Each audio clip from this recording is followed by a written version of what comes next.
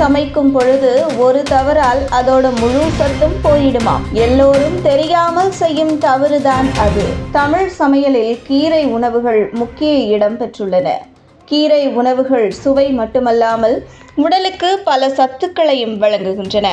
ஆனால் கீரையை சமைக்கும் முறையில் சில சாதாரணமான தவறுகளை செய்வதன் மூலம் அதன் சத்துக்களையும் சுவையையும் இழக்க நேரிடக்கூடும். இவற்றை தவிர்த்து சமைப்பதன் மூலம் கீரையின் உண்மையான நன்மைகளை முழுமையாக பெற முடியும். அதிகமாக கழுவுதல் அல்லது நன்கு கழுவாதது கூட காரணம். கீரையை சமைக்கும் முன் நன்கு கழுவ வேண்டும். மண்ணும் மாசும் சேராமல் பார்த்து கொள்ள வேண்டும்.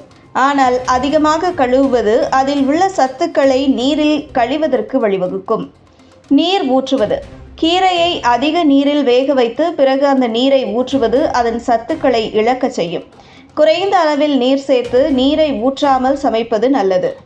அதிக நேரம் வேக வைப்பது. கீரையை அதிக நேரம் வேக வைக்கும் போது அதன் இயல்பான சத்துக்களும் நிறமும் மங்கிவிடும். கீரையை சற்று மென்மையாக இருந்தால் போதும். உப்பு ஆரம்பத்தில் சேர்ப்பது. கீரையை வேக வைக்கும் போது ஆரம்பத்திலேயே உப்பு சேர்த்தால் அதன் பசுமை நிறம் மங்கும்.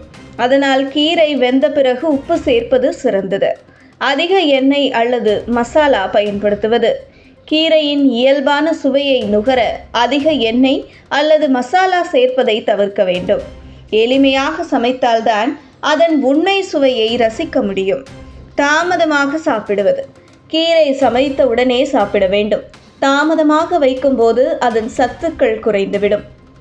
ஆரம்பமான பாத்திரங்களில் சமைப்பது. இரும்பு அல்லது அலுமினிய பாத்திரங்களில் கீரையை சமைத்தால் நிறமும் சுவையும் மாறலாம். ஸ்டெயின்லெஸ் ஸ்டீல் அல்லது கிராமிக்ஸ் பாத்திரங்களில் சமைப்பது சிறந்தது. கீரை உணவுகளை சரியான முறையில் சமைத்தால் அதன் சுவையும் சத்துக்களும் முழுமையாக நமக்கு கிடைக்கும். மேலே கூறப்பட்ட தவறுகளை தவிர்த்து சமைப்பதன் மூலம் நம் உடலுக்கு தேவையான ஊட்டச்சத்துக்களை பெற முடியும்.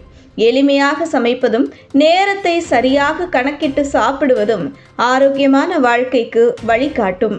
இது போன்ற முக்கிய நிகழ்வுகள், அரசியல் தகவல்களை ஆழமாக மாறுபட்ட கோணத்திலும் அறிந்து கொள்ள மறக்காமல் பாரத் மெயில் 24 பக்கத்தை பின்பற்றிக் கொள்ளுங்கள். உங்கள் ஒவ்வொரு ஆதரவும் இது போன்ற பல நிகழ்வுகளின் பின்னணியை அறிய உதவும்.